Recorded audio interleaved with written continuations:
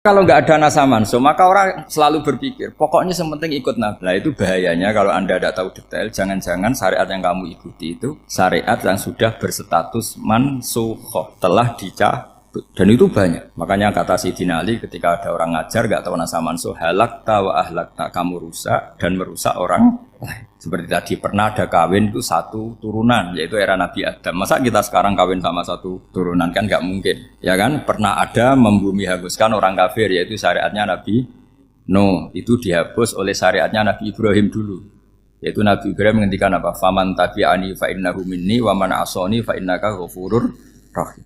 Ya, kalau orang ikut saya, ya Allah, ya pasti golongan saya. Kalau yang masih maksiat, masih balelo, saya berharap engkau ampuni.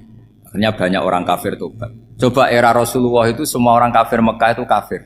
Nabi belum wafat, itu sudah ada 114.000 mukmin semua.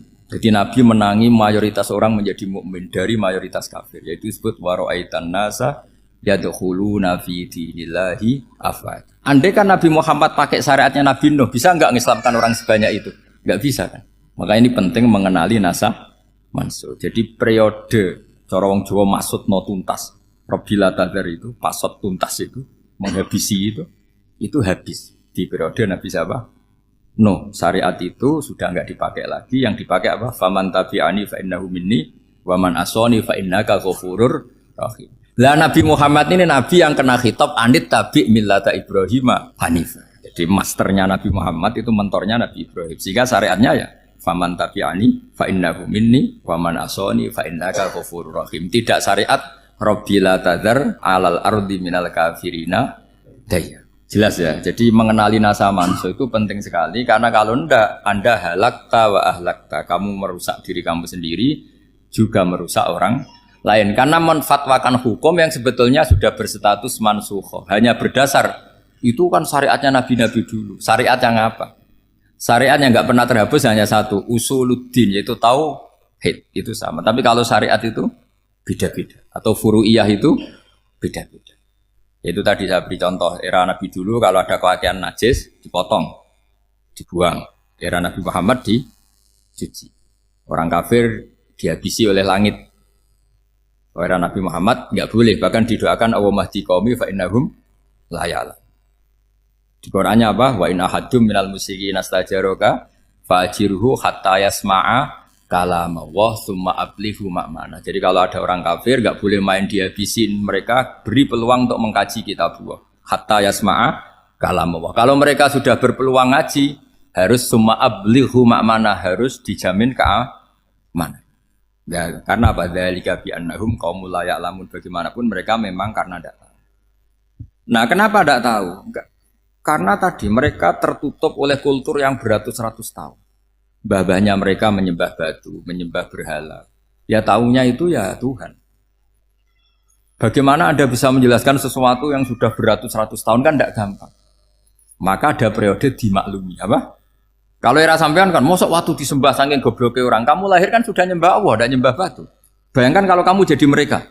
Wong perut kamu saja disuruh makan pizza sakit kok. Karena saking lamanya makan sambal kan gitu. Kamu bilang perempuan Indonesia saja cantik kok, saking lamanya jadi orang Indonesia.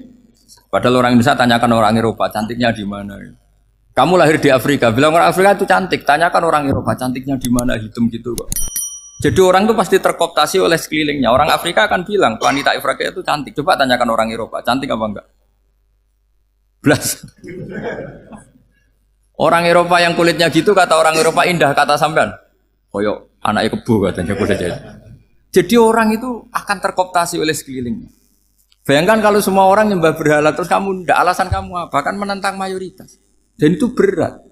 Maka dimaklumi oleh Allah, dzalika bi annahum qaumul la ya'lamun fi manah panyeruarah. Nah, pemakluman ini yang mulai sekarang terkikis. Orang main pukul saja enggak mau ngaji. Enggak mau ngaji Quran secara kafah. Jadi fatwanya Islam kafah tapi ngajinya Quran enggak kafah. Ngambil 1-2 potongan ayat dipakai dalil. Jadi Islamnya inginnya kafah tapi ngajinya Quran enggak. Kalau kafah ya hafal 30 juz itu.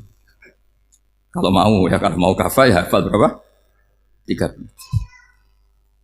Makanya saya sering bilang, saya sering dinasihati orang karena belum tahu saya ini hafal Quran. Bapak harusnya Islam itu kafah. Kata saya ya dimulai dari konsep Islam itu kafah dulu apa ya, hafal Quran secara kafah. Jadi ini penting saya utarakan. Bahaya sekali orang mengenali Islam tanpa mengenali nasakh mansukh. Karena beberapa syariat Nabi sebelum kita itu berstatus mansukh. Terus contoh berikutnya, ini nasakh mansukh antar Nabi apa khusus internal Nabi? Antar Nabi aja nggak selesai nih sampai subuh aja nggak selesai. Contoh yang paling keren mungkin cowok semua senang. Nabi Dawud dulu istrinya berapa? 99.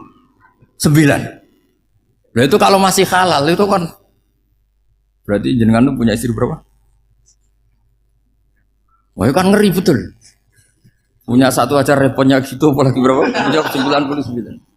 Terus kamu bilang gini, ini kan syariatnya Nabi Dawud, Nabi kan bisa diikuti. Pernah ada periode di mana seperti itu boleh. Jadi makanya mau tidak mau ngenali nasakh mansukh itu harus. Kalau enggak ya kamu masih berkeyakinan boleh beristri berapa?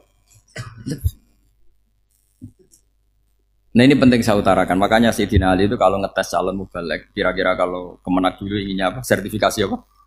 Mubaligh. Itu tanyanya gitu. Ta'rifun an-nasakh wal mansukh, kamu apa tahu nasakh mansukh? La. Jawabnya Sayyidina Ali, halak tahu ahlak tahu, kamu orang yang rusak. Karena tadi takutnya ada syariat yang sudah mansukh dipakai. Itu tadi misalnya kita ini tidak umatnya Nabi Nuh, tapi pakai syarat Robbila tagar alal ardi minal kafirina. Terus ketiga begini, misteri manusia itu. Dan ini kita tidak pernah tahu sampai kiamat, tapi ini ilmu harus kita diskusikan. Misalnya saya ini namanya Bahauddin. Saya sekarang hidup sampai 2019 sekarang. Kan hanya Allah yang tahu berapa turunan saya sampai kiamat dan statusnya kayak apa. Donald Trump juga gitu. Donald Trump itu sekarang kafir, tapi kita tidak pernah tahu nanti turunan keberapa ada yang Muslim. Lah turunan yang calon Muslim ini diletakkan di mana kita tidak tahu. Yang jelas kalau kamu bunuh itu katut itu. Artinya gini, logika membiarkan orang kafir itu ya ada logikanya. Logika membunuh karena mereka mau membunuh kita ya ada logika fikihnya, karena kalau kita ada membunuh dibunuh. Makanya semuanya hukum ini terus bergantung al-hukmu yaduru ma'ilatihi wujudan wadam. Di sini terus dipertemukan. Makanya semua nabi itu kalau yang namanya membunuh pasti pas perang saja, karena ini kondisi yang memang pilihannya hanya dua, kalau nggak dibunuh ya membunuh. Ada duel lah itu. Maka ini butuh kajian fikih dan orang nggak boleh subjektif dalam hal ini. Saya ulang lagi, tidak boleh subjektif. Karena tadi, orang yang kamu katakan sekarang misalnya Zaid, kamu itu bodoh sekali. Kenapa bodoh? Nggak hafal Quran, nggak pernah kuliah, nggak pernah ngaji.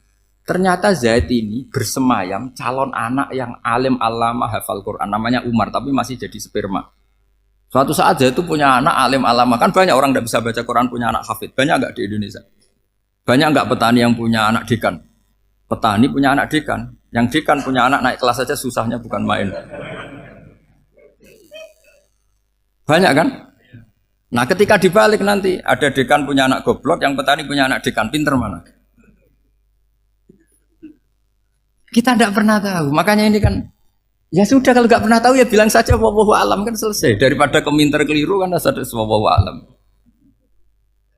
Makanya cerita favorit guru saya, Kiai Haji Maimun Zubair itu punya apa namanya Kiai Zubair. Itu cerita favoritnya itu ada santri namanya Soleh. Soleh itu alim alam. Orang Madura itu cara berpikir kan kalau kiai saja alim seperti itu, apalagi bapaknya. Pas bapaknya main ke pondok, santrinya ada ribuan. Bapaknya main ke pondok itu, sholat itu ya gak bener, gak sesuai sunnah Rasul lah kira-kira gitu. Sudah sholat itu gak bener, apa-apa gak bener. Masih ditakwil sama santri Madura, karena orang Madura itu kultus. Mungkin khilaf itu satu khusus, pokoknya perlakuan khusus. Suatu saat saking bodohnya orang itu, kenceng tuh pinggir musola. Wah ini nggak bisa ditakwil lagi, akhirnya nggak bisa ditakwil tuh nggak. Wah ini sudah nggak bener ini, nggak bener. Singkat cerita santri tadi nggak kuat matur ke kiainya, Pak Yai, jenengan sealim itu kok bapaknya segoblok itu.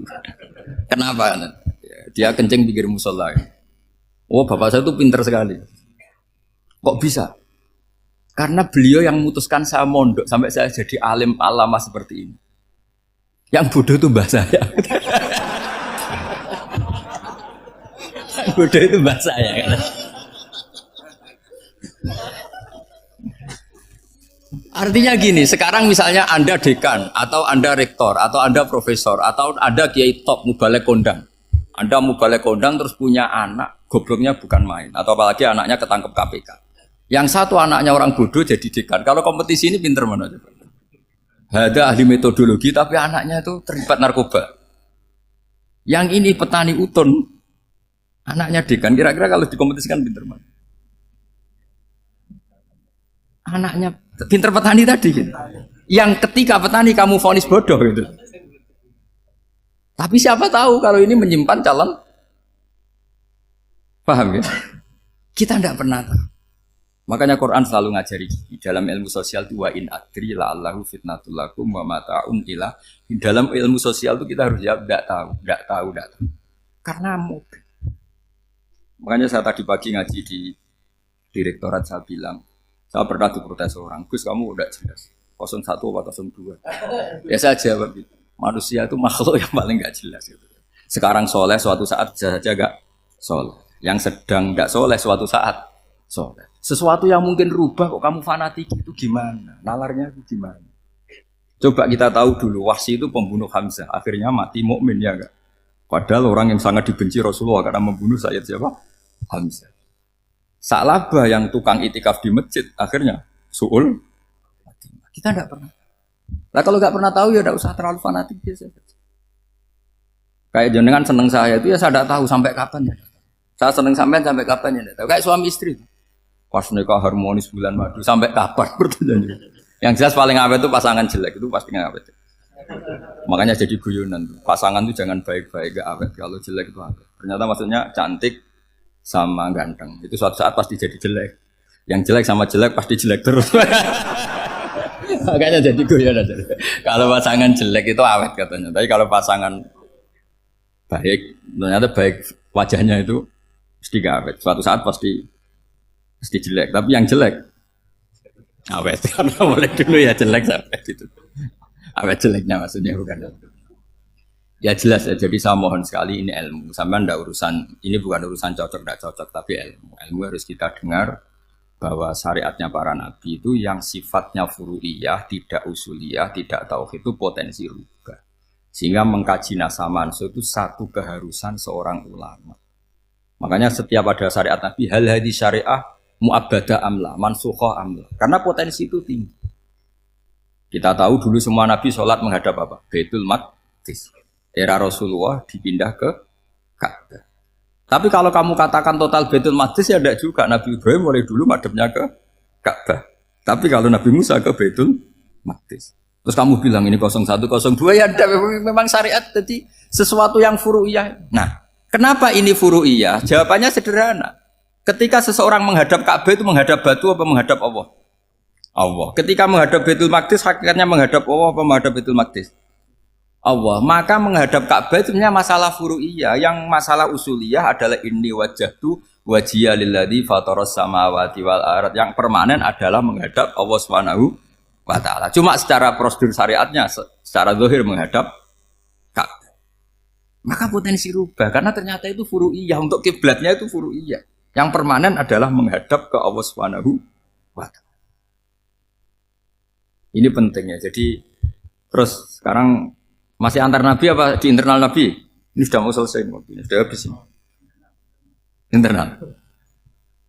Ini sudah selesai, ini sudah pas. Mohon Pak ambil. Oh. Jam ini sudah sampai mana tadi? Diteruskan apa enggak? Sudah ya, sudah kayaknya sudah. Biar kelihatan cerdas. Sekali pertemuan sudah pinter gitu. Berapa? Setengah jam sudah pinter. Yang internal nabi apa antar nabi? Internal ya, sudah sekarang ke internal. Kalau internal lebih banyak lagi contohnya. Yang masyhur tentu masalah Baitul Maqdis. Dulu Rasulullah pernah sholat menghadap Baitul Maqdis 16 bulan. Berapa? 16 bulan, kila 17. Pokoknya khilafnya hanya 16 dan 17. Kalau ada bilang 10 bulan berarti gak pernah ngaji. Khilafnya, karena khilafnya itu hanya 17 sama 16. Akhirnya sama Allah diminta, disuruh menghadap ke Ka'bah. Saya ulang lagi, itu tetap masalah antar nabi sebetulnya. Begini, Makom itu kalau dalam bahasa Arab bukan kuburan. Kalau di Indonesia kan makomnya Sunan Bonang itu kan kuburan. Kalau makom dalam bahasa Arab itu sesuatu yang pernah dipakai singgah itu namanya apa? Makom. Lalu Rasulullah itu pertama di Medina itu madhep Baitul Maqdis itu 16 bulan. Orang Yahudi senangnya bukan main. Sampai mereka bilang gini, Muhammad tuh gaya-gaya nantok punya agama baru. Tapi kiblatnya ikut kita. Baguslah anak itu katanya. Masih tahu diri katanya. Bagus katanya itu masih tahu diri. Jadi senangnya bukan main orang Yahudi. Karena kiblatnya Muhammad sama dengan mereka. Ya tentu mereka jangkar Muhammad, bukan Sayyidina Muhammad atau Rasul Muhammad karena mereka masih gak iman. Nabi itu ya agak tersiksa karena beliau secara gen turunan Nabi Ibrahim dan kiblatnya Ibrahim itu Ka'bah. Agak tersiksa tapi sami'na wa ata'na tetap madhab ke Baitul Maqdis berapa? 16 bulan. Suatu saat Nabi Muhammad itu disuruh madhab Ka'bah. Ini dengerin. Akhirnya madhab ke Ka'bah. Apa yang terjadi? Orang Yahudi komentar gini, Muhammad itu gimana? Dia di perantauan, rindu sama keluarganya. Terus rindunya itu diaplikasikan jadi perilaku agama. Jadi dia madhab Ka'bah dianggap kangen. Kayak saya kan orang Rembang. Rembang itu apanya Jogja? Timurnya apa? Nggak, Jakarta itu mana Jakarta itu? Barat sana ya? Ibaratnya saya orang Jakarta, terus merantau di Jogja. Dulu kiblatnya itu menghadap ke timur. Terus ketika madhab ke barat kata sampean, wah itu padune kangen apa? Keluarga. Juga kurang ajar orang Yahudi. Jadi orang Yahudi itu memang paling pinter bully. Makanya kalau sampean tukang bully itu ya agak-agak ya enggak. Saya enggak ngomong agak ya pokoknya agak-agak ya. Pinter bully orang Yahudi. Makanya enggak ada orang debat sepinter orang Yahudi. Yang bisa ngalahkan hanya Tuhan itu. Orang Yahudi yang bisa ngalahkan hanya Tuhan. Lalu Sayyidina Ali orang paling terkenal cerdas. Itu kalau sama orang Yahudi itu pusing. Karena ya apa logikanya itu? Saya beri sekian contoh. Ada orang Yahudi tanya gini, Muhammad, kalau kambing mati itu yang bunuh siapa? Ya Allah, mati langsung itu. Agama kamu itu aneh, Mak. Yang langsung sentuhan Allah haram, tapi yang lewat tangan-tangan jahil manusia malah halal. Harusnya itu yang halal kan orisinil langsung Allah yang bunuh. Jadi utaknya itu aneh. Jadi cara berpikir itu aneh.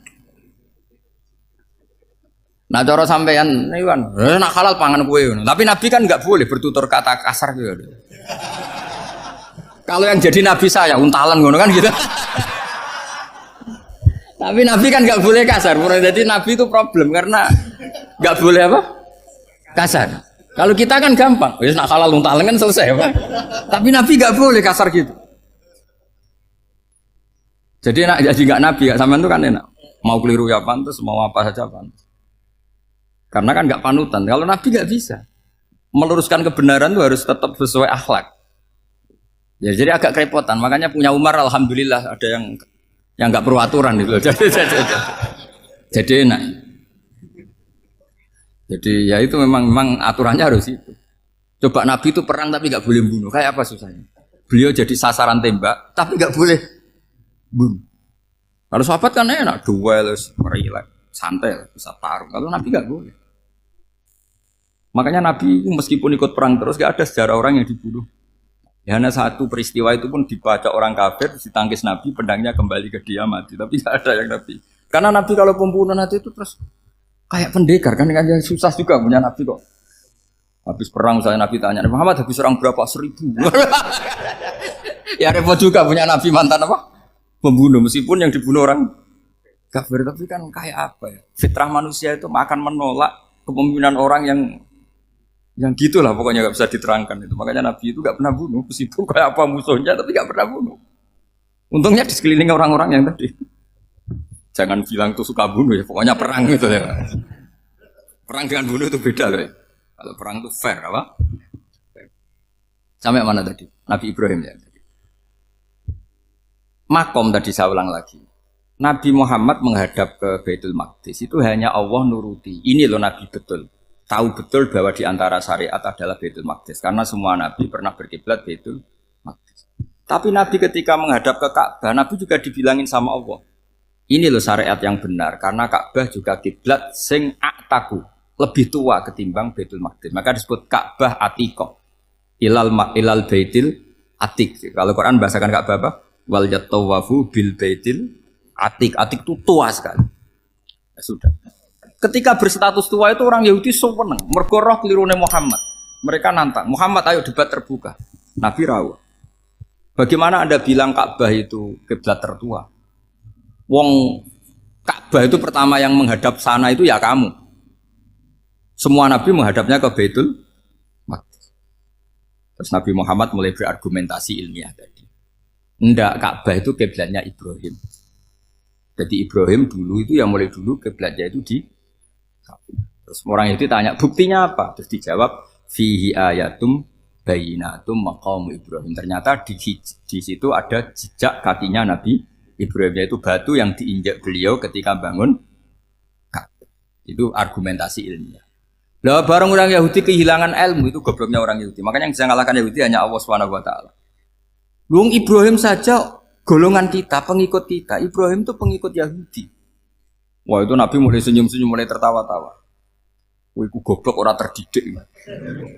Karena itu ibaratnya kayak kamu bilang Soekarno itu pengagum Puan Maharani. Kira-kira seperti itu. Soekarno itu pengikut Puan.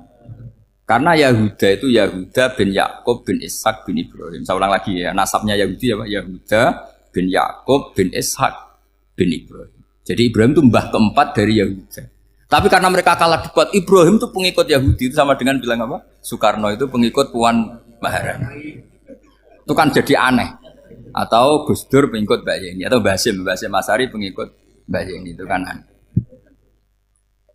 Wah, akhirnya sama Allah diingatkan. Makanya ada ayat ha antum haula hajjatum fi malakum bi ilm falimatu hajuna fi ma laysa lakum bi ilm. Perjanjian debat ini semuanya harus ilmiah. Tapi kenapa perdebatan Anda malah ndak ilmiah? Harusnya orang Yahudi iftadohu, malu semua.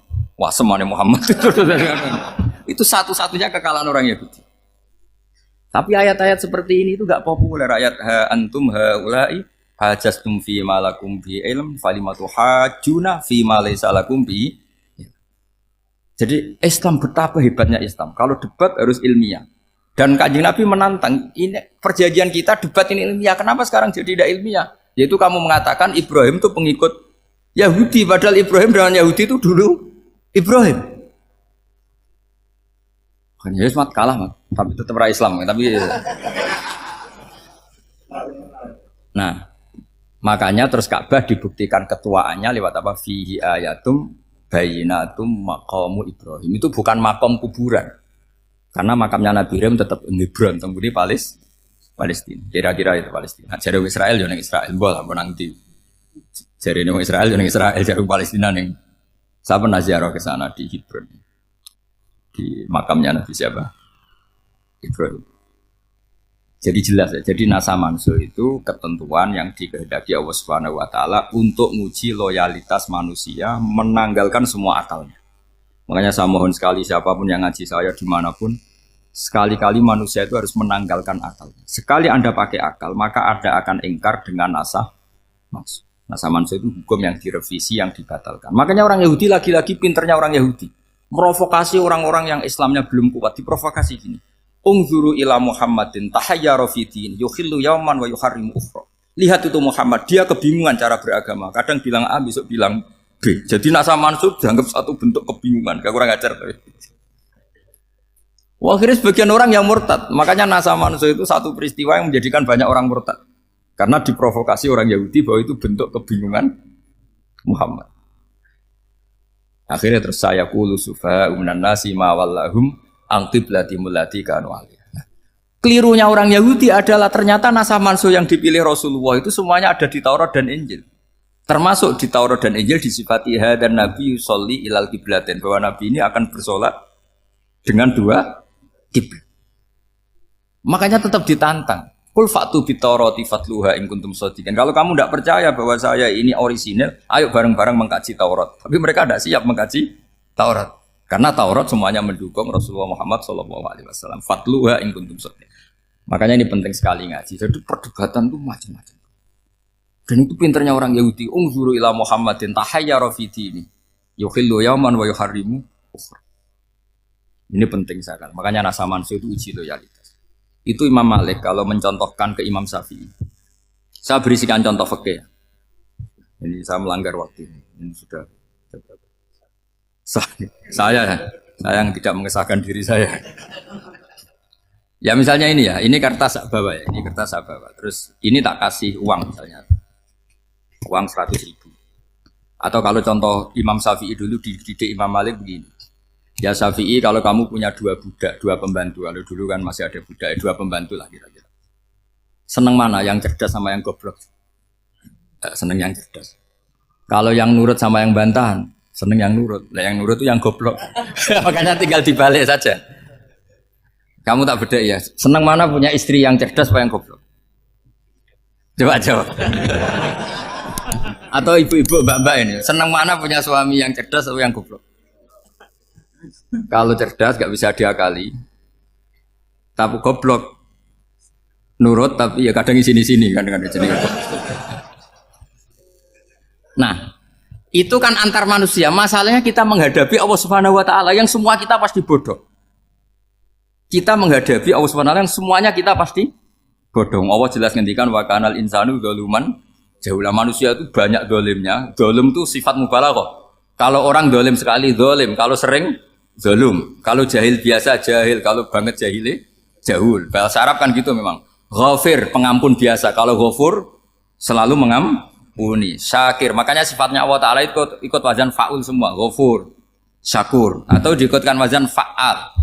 Kalau goblok biasa jahil, goblok banget jahal kan itu. Kafir biasa kafir, kalau kafir banget kafar. Ya, jadi wazan balagha itu bisa fa'al, bisa fa'ul ya. Kafirin, kafar atau kafur. Paham ya? Malah kok malah ngaji nahwu. Ya tapi ini memang perangkatnya ya. Ini kan perang mau tidak mau. Makanya misalnya Allah tidak suka kulla kafarin banget kafir ya, Pak. Paham ya? Kulla khawanin banget khianate. Kalau khain khianat biasa, kalau khawan sering khianat. Nah manusia itu kata Allah apa? Zaluman. Wes banget dolime, banget bodoh. Itu kalau yang ngarang hikam mencontohkan tuh gini, manusia itu pas bener saja salah, apalagi pas salah. Jadi manusia itu kata Imam yang ngarang hikam itu, man itu kanat mahasinhu masawiyah, fakih fala takunu masawihi masawiyah. Ketika baik saja buruk, apalagi ketika buruk. Coba kalau ada orang dermawan sama teman-temannya, tanyakan istrinya. Duit dihambur-hambur, disikno konco ngalono bojo. Mesti itu. Teman yang sering silaturahim ke teman-temannya, kata temannya baik, senang silaturahim, tanyakan istrinya, oh meninggali wong. Jadi manusia pas baik saja ada buruknya. Apalagi pas buruk. Makanya dulu bapak saya ngajarin saya istiqomah ya apik ya. Tapi kadang-kadang nak keterusan itu ora istiqomah ngangkangi, orang dia tidak punya kesempatan. Misalnya ada imam masjid ngimami terus sampai tua sampai mau mati. Itu istiqomah apa tidak memberi peluang yang lain? Tidak jawab.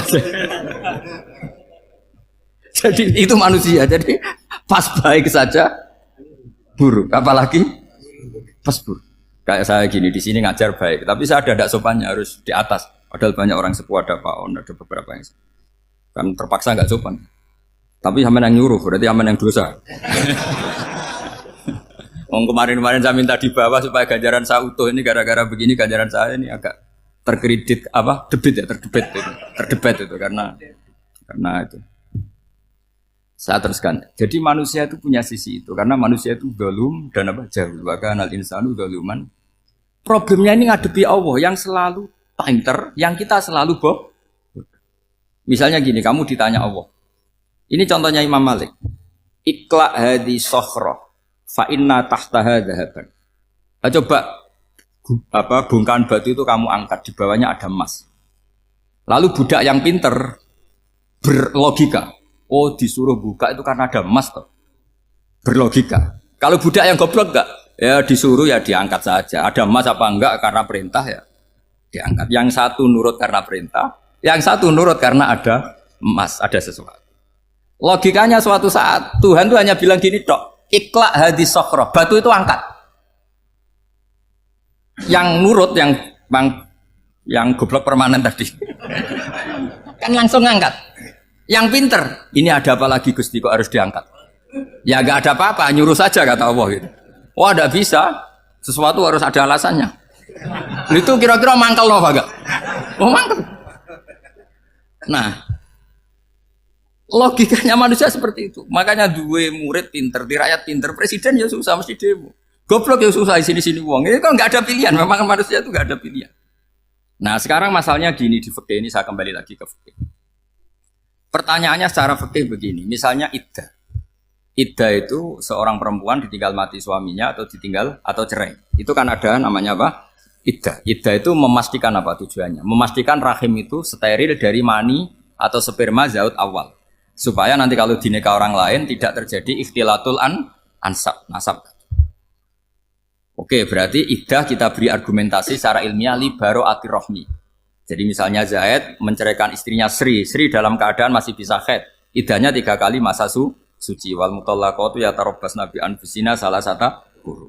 Lalu karena secara teori medis kalau haid berarti bukti tidak hamil. Apalagi kalau haidnya terulang-ulang sampai 3 kali pasti tidak hamil. Sehingga kalau nanti dinikahi orang lain pasti kalau ada anak ya anaknya zaud sani atau zaud kedua. Berarti alasan iddah li baro'atir rohmi. Oke, kita sok pinter, sok bijak.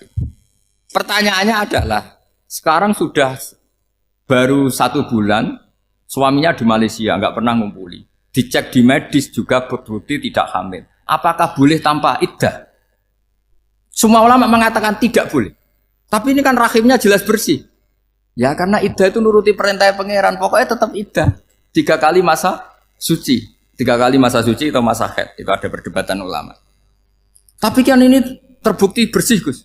Meskipun terbukti bersih, kata Allah harus iddah 3 bulan atau berapa? Kira-kira 3 bulan, 4 bulan, ya tetap harus iddah. Kowe milih mana? Sok pinter, Gusti. Berhubung ini. Pangeran mbok terangno gitu. Berhubung.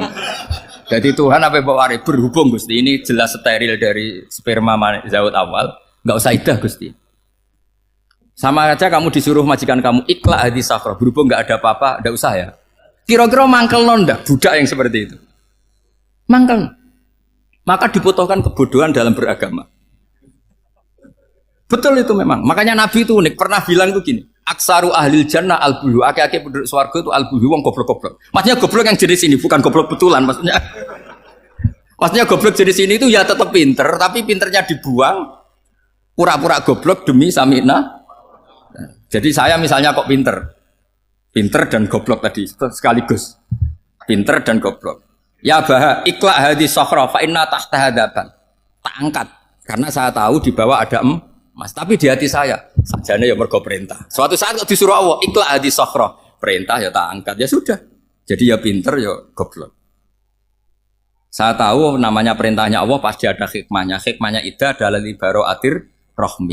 Tapi hikmahnya jadi kawula adalah nurut perintah Allah, cek tahu alasannya maupun tidak. Lah di sini ada illatul hukmi untuk membangun kecerdasan, tapi ada loyalitas untuk membangun ubudi. Ya, bahwa kita ini kawula roh tetap loyal.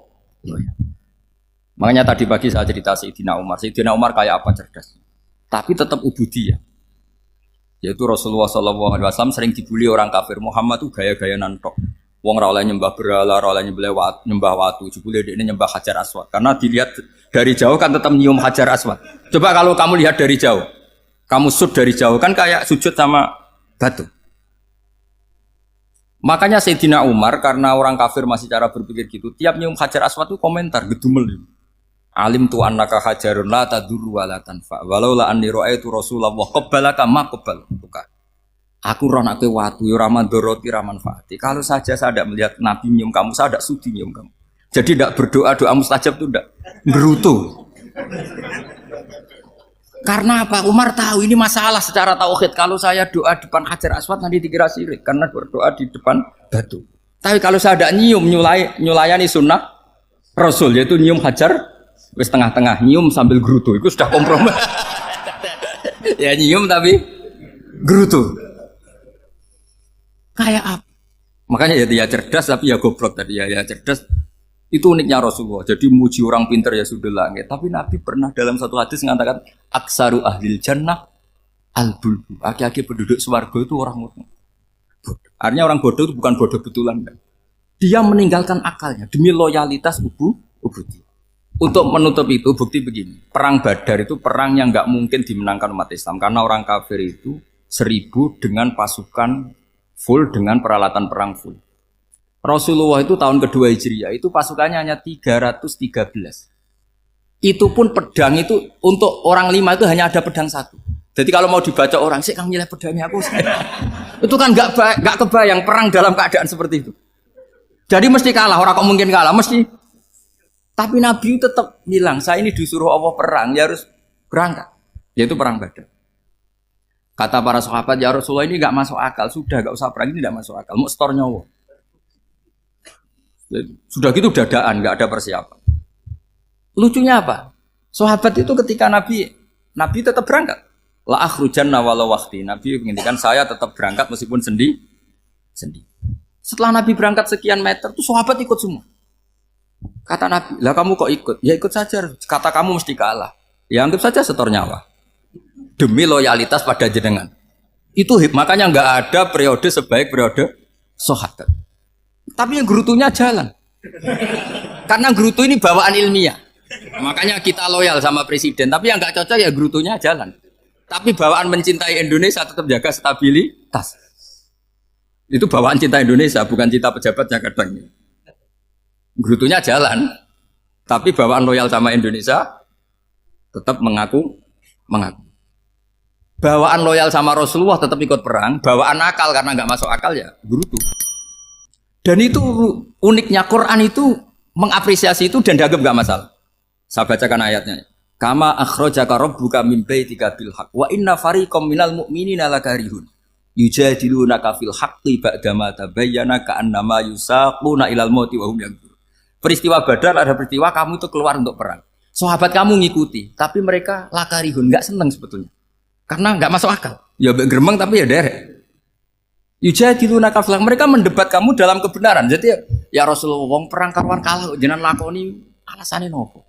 Lah kok melok? Ya saya harus ikut jenengan Nabi. Itu unik. Kalau orang sekarang mana mau, kalau gak masuk akal gak mau melakukan. Coba misalnya istri kamu belajarnya dikurangi. Anggap saja petualangan latihan hidup di masa lalu. Gak mau. Padahal petualangan itu hal yang indah. Petualangan itu kan hal yang indah. Kan gak mau.